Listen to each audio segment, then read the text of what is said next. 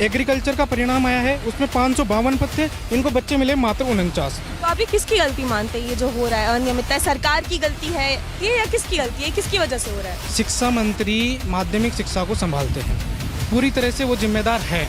Syllabus मतलब out of syllabus भी नहीं है, लेकिन सवाल ऐसे हो जाते हैं कि छात्र जवाब ही नहीं दे पाते, ऐसा कुछ है क्या? अब आप अमेरिका का राष्ट्रपति देखे पूछ लो ट्रम्प के नाना जी का नाम क्या है या उसके परदाना का नाम क्या है, तो वो तो आउट ऑफ सिलेबस भी नहीं मानोगे आप। जो पेपर बना रहा है उसका पहला टारगेट है कि लड़का कैसे फेल हो। बीजेपी सरकार आई थी कि हम भारत को विश्व गुरु बनाएंगे।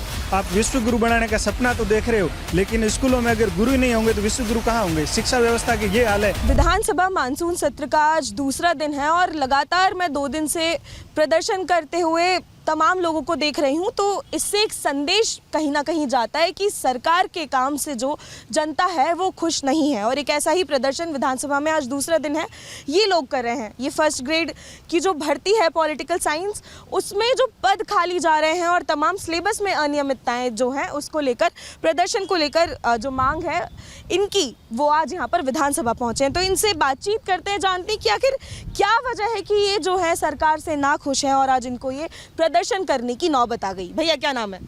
मेरा नाम माखन है और मैं राजस्थान लोक सेवा आयोग द्वारा जो भर्ती परीक्षाएं करवाई जा रही है उनमें जो पद रिक्त रह रहे हैं उनको लेकर आक्रोशित हूँ। सरकार की मंशा ठीक है, लेकिन जो संस्थाएं हैं वो पेपरों का निर्माण इस तरीके से कर रही है कि जो सामान्य अभ्यर्थी है उनकी पहुंच से पेपर बाहर होते जा रहे हैं। हम इसका एक नज़रिया देखें तो 2024 में स्कूल व्याख्याता की भर्ती थी राजनीति विज्ञान की, उसमें 225 पोस्ट विज्ञापित की गई थी, उसमें से मात्र 6 पोस्ट भरी गई थी। अच्छा, मतलब 225 पोस्ट में से सिर्फ 6 और बाकी खाली गई हैं वैकेंसी। देखिए आप सुन रहे होंगे। फिर उसके बाद में अभी थोड़े दिन पहले असिस्टेंट प्रोफेसर भर्ती का परिणाम आया राजनीति विज्ञान में, उसमें 12,000 लोग रजिस्टर्ड थे, उसमें से 83 पदों पर मात्र 40 अभ्यर्थी इनको मिले, पूरे इसमें भी नहीं मिले। इसके बाद में अभी 16 तारीख को राजनीति विज्ञान 2025 का परिणाम आया है, उसमें 645 पद थे। उन 645 पदों में से मात्र इन्होंने पद भरे हैं 67। लगातार 2024 से लेके और अब तक पद खाली जा रहे हैं और 2022 की भर्ती में भी पद खाली गए थे। एससी में 39 पद और एसटी में 91 पद बैकलॉग था और वो बैकलॉग इस बार खत्म हो जाएगा और सामान्य श्रेणी के जो पद होते हैं उनमें परिवर्तित हो जाएगा। तो आरक्षण पर तो सीधी सीधी चोट है ही। इसके साथ में परीक्षा आरक्षण पे चोट कैसे है? मैडम, जो एक नियम है कार्मिक विभाग का, उसमें ये नियम है कि जो कार्मिक विभाग तय करता है कि 3 भर्ती वर्षों तक यदि पद नहीं भरे जाते हैं तो वो पद जो रिक्त रहे हैं वो सामान्य श्रेणी में परिवर्तित हो जाते हैं, जनरल में आ जाते हैं। वो एससी के और एसटी के पद नहीं रहते फिर। तो ये 129 पदों पर ये खतरा मंडरा रहा है। अगर वो बैकलॉग से नहीं भरे गए तो वो खत्म है इस बार। 2024 और 25 का तो अभी एक बार और आ जाएगा, लेकिन 2022 के पद है वो तो खत्म होने की कगार पे। मुद्दा ये है। इसके साथ में राजनीति विज्ञान की बात तो कर रहा हूँ, इसके साथ में मैं अन्य विषयों की बात भी करता हूँ। 2024 की भर्ती में 13 विषयों में, सिर्फ राजनीति विज्ञान नहीं, 13 विषयों में कुल पद 400 से अधिक पद रिक्त रहते हैं। उसमें से 230 पदों का बैकलॉग है, एससी का, एसटी का, ओबीसी का और एमबीसी का। अच्छा, 230 पद इनके लिए हाँ आरक्षित है, वो अभी कैरी फॉरवर्ड हो रहे हैं। इसके बाद में अभी 2026 के परिणाम, 26 में 2025 की भर्ती के परिणाम आ रहे हैं। अब तक लगभग 15 भर्तियों के परिणाम आ चुके हैं। फिजिक्स में 136 पद थे, 136 में से मात्र 24 बच्चे मिले इनको।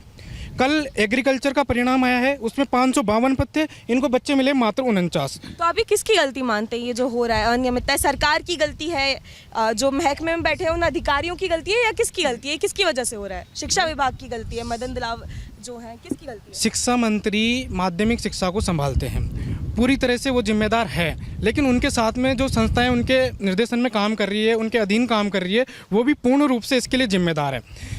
राजस्थान लोक सेवा आयोग के पास पेपर बनाने के लिए विशेषज्ञ आते हैं, उन विशेषज्ञों को पता नहीं क्या निर्देश दिए जाते हैं कि वो इस प्रकार का पेपर बनाते हैं कि बच्चों का असहनीय स्तर से वो पार कर जाते हैं, तो वो पद भर ही नहीं पाते हैं और पद खाली जा रहे हैं। अच्छा, और सिलेबस की मैं बात अभी मैं सुन रही थी, आप मेरे को कुछ बता रहे थे सिलेबस पे कि सिलेबस मतलब आउट ऑफ सिलेबस भी नहीं है, लेकिन सवाल ऐसे हो जाते हैं कि छात्र जवाब ही नहीं दे पाते, ऐसा कुछ है क्या? एग्जाम में सिलेबस इसलिए जारी करते हैं कि एक पैटर्न होता है कि अमेरिका का राष्ट्रपति उसने टॉपिक दे दिया तो अमेरिका के राष्ट्रपति की शक्तियाँ क्या है ये पूछेंगे। अब आप अमेरिका का राष्ट्रपति देके पूछ लो ट्रम्प के नाना जी का नाम क्या है या उसके परदाना का नाम क्या है, तो वो तो आउट ऑफ सिलेबस भी नहीं मानोगे आप, लेकिन वो कर तो नहीं पाएंगे ना हम। तो इस हिसाब से आप पेपर बना के अगर फेल कर रहे हो तो इसकी मंशा सीधी है कि आपको पेपर फेल करने के लिए लेना है। एग्जाम किस लिए होता है कि आप 2-3 लड़के जो एग्जाम दे रहे हैं उनमें बेस्ट को लो। अब आप इसलिए तो नहीं देते कि सबको फेल करके फिर हम किसी को लेंगे। तो सरकार पेपर इसलिए ले रही है, जो ये पद खाली जा रहे हैं वो इसलिए जा रहे हैं क्योंकि सरकार चाह रही है कि वो फेल हो जाए, पद भरे ही नहीं। जो पेपर बना रहा है उसका पहला टारगेट है कि लड़का कैसे फेल हो। अब ऐसे तो मैं किसी का पेपर लूँ तो किसी को फेल कर सकता हूँ, 40% नहीं लाने दूंगा। लेकिन जो ब्लूप्रिंट होता है हमें देता है कि भाई इतने एनसीईआरटी में से सवाल पूछे जाएंगे, इतने आपके यूजी लेवल के होंगे, इतने पीजी लेवल के होंगे, उसका कोई पेपर में नहीं है। एनसीईआरटी में से 2 सवाल आए 150 में से। आप बताओ 12वीं वाले को 11वीं 12वीं को पढ़ाने के लिए स्कूल लेक्चरर एनसीईआरटी पढ़ता है और उस एनसीईआरटी में से केवल 2 सवाल दे रहे हो। 148 सवाल आप कहीं ऑक्सफोर्ड यूनिवर्सिटी कहीं से लाके खोज के लिए आ रहे हो, तो उससे तो कोई मतलब है नहीं। हम चाहते हैं कि इस पूरे जिस भी पेपर ने जिसने पेपर सेट किया है उसको ब्लैक लिस्ट करें, आरपीएससी पूरी भर्ती रद्द करें, फिर नया पेपर नए सिरे से लें, फिर भले 40% का नियम रखें, लेकिन पेपर सेटर को पहले ब्लैक लिस्ट करें। ऐसे तो हर किसी को कोई भी फेल कर सकता है। तो ये गलती किसकी है? शिक्षा मंत्री की है, सरकार की है, महकमे में बैठे अधिकारियों की है या किसकी है? इतने दिन तो हमें लग रहा था कि आरपीएससी में कोई पेपर सेटर है उसकी गलती है, लेकिन कल हमें पता चला कि इन्होंने जैसे रिजल्ट जारी करते हैं फिर आधे पद खाली कर लेते हैं, फिर ये विद्या संबल योजना लाते हैं और अपने आदमियों को लगाते हैं। तो हमें लगता है कि इसके पीछे कहीं ना कहीं सरकार है जो चाहती है कि हम ऐसा पेपर बनाओ खाली रह जाएगी, फिर हम कहेंगे लड़के पढ़ने वाले मिले नहीं, फिर ऐसे ही हम किसी को उठा के ले आएंगे। कल ये कह रहे हैं कि हम ऐसे ही ले आएंगे जो गांव में एक है जो एमए किया हुआ वो आके स्कूल में पढ़ा देगा। पैसे दे के लाते हैं क्या? नहीं, पैसे क्यों देंगे? खूब है, बीजेपी जय करूंगा तो मुझे भी लगा सकते हैं, हो सकता है, लेकिन पहले मुझे पता नहीं था, अब मुझे पता लगा है। अगर आरपीएससी नहीं लगाती तो फिर मैं भी यही काम करूँगा। सरकार की वाहवाही करेंगे तो भी लगा सकते हैं। हाँ, ऐसे ही लगाएंगे वो, क्योंकि एग्जाम से तो ये लेंगे नहीं। एग्जाम में तो मैंने कहा ये ऐसा ही पेपर सेट करवा रहे हैं। पहले मुझे लग रहा था आरपीएससी की गलती होगी तो पेपर ऐसे ही सेट हो रहे हैं या कोई ऐसा एग्जामिनर ही आ गया जिसको फेल करना है, लेकिन अब पता लगा कि एक तरफ से फेल होकर सीटें खाली कर रहे हैं और इधर सरकार कह रही विद्या संबल योजना के हम सीधी भर्ती कर देंगे। सीधी भर्ती का क्या अर्थ होता है बताओ? तो आरपीएससी क्या काम की फिर अगर सीधी भर्ती करनी है तो? हाँ जी, आपका क्या नाम है भाई साहब? मेरा नाम मैडम रेख राज है। आप ये पेपर मेरे को ज़रा समझाएंगे क्या गणित है इन पेपरों में? मैम ये देखो 2022 में यहाँ वैकेंसी आई थी 1196 पद पर, इसमें से 130 पद खाली रह गए थे। 2024 में आई थी, आप अगर देख पाएंगे 225 वैकेंसी आई थी, उसमें 45,674 स्टूडेंट बैठे थे एग्जाम में। मतलब इतने लोग बैठते हैं और उसमें से फॉर्म तो 85 के आसपास 85,000 के आसपास अप्लाई किए थे, उसमें से 45,674 स्टूडेंट बैठे थे और इसमें सिर्फ इसमें 219 पद खाली रहे हैं। मैम मात्र 6 स्टूडेंट क्वालिफाई किए। तो आपको क्या लगता है ये 2025 में वैकेंसी आई है, उसमें से 67 स्टूडेंट पास किए हैं। 578 पदों में से सिर्फ 67 645 पद है, उसमें से मात्र 67 खाली रह गए। मतलब ये तो बहुत बड़े वो हैं। तो आपको क्या लगता है किसकी गलती है? मैम ये सरकार की गलती है, इसमें अभ्यर्थी कोई गलती नहीं है। अभ्यर्थी 4-5 साल से तैयारी करता है तो वो उसको इतना तो अंदाज़ा होता है कि वो पेपर पास कर सकता है। ये पेपर इस तरह से बना रहे हैं कि पेपर का लेवल बहुत हाई रख रहे हैं और बच्चा उस तक पेपर तक पहुंच नहीं पा रहा।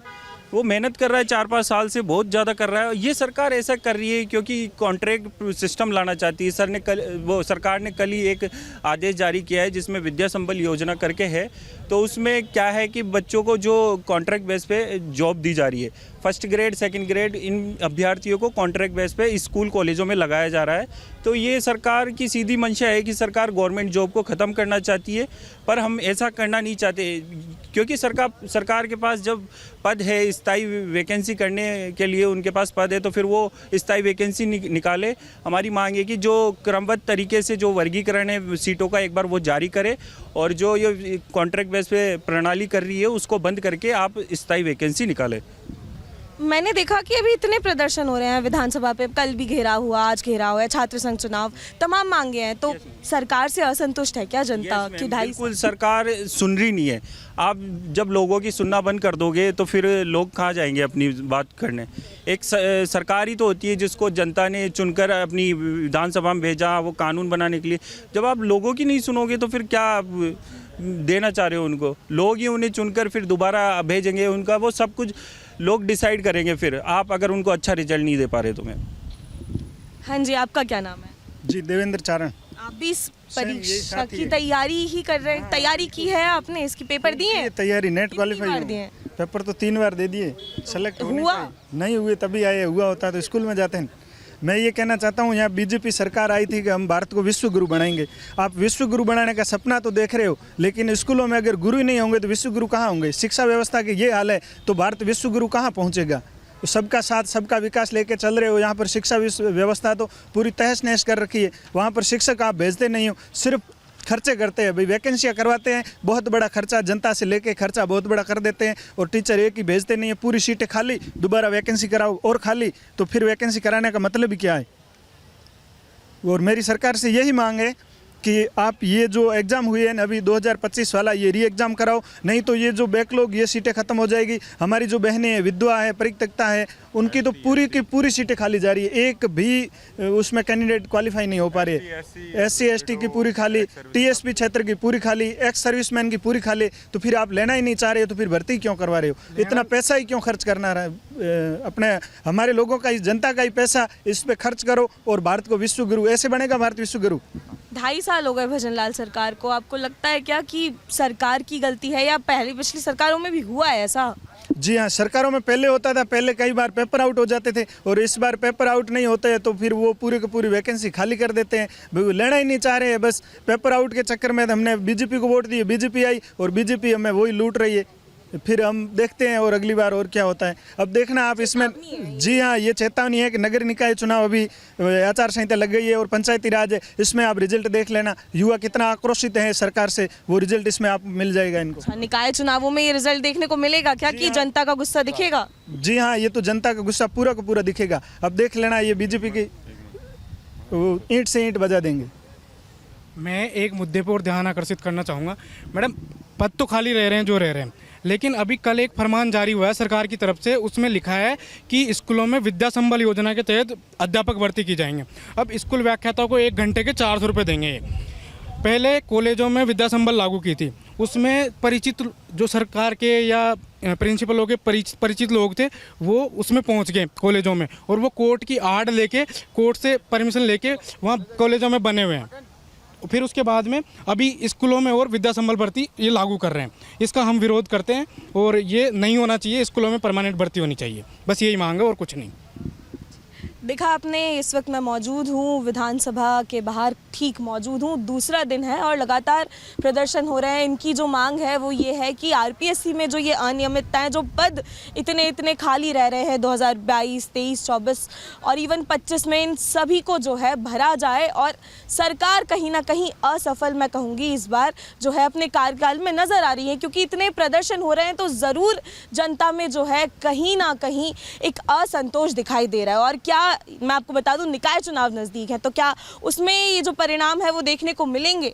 अब यही देखने वाली बात होगी। और क्या सरकार, ये जितने भी लोग आज प्रदर्शन कर रहे हैं, इनकी मांगों को सुनेगी? क्योंकि यही सरकार का काम है। विधानसभा में जब वो बैठती है तो तमाम ऐसे ही मुद्दों पर सरकार को चर्चा करनी चाहिए, बजाय पक्ष विपक्ष को लड़ने के। और विपक्ष को भी यही मुद्दे जो हैं उठाने चाहिए, जो जनता के मुद्दे हैं। तो क्या इस पर इस बार विधानसभा सत्र में बात होगी? ये देखने वाली बात होगी।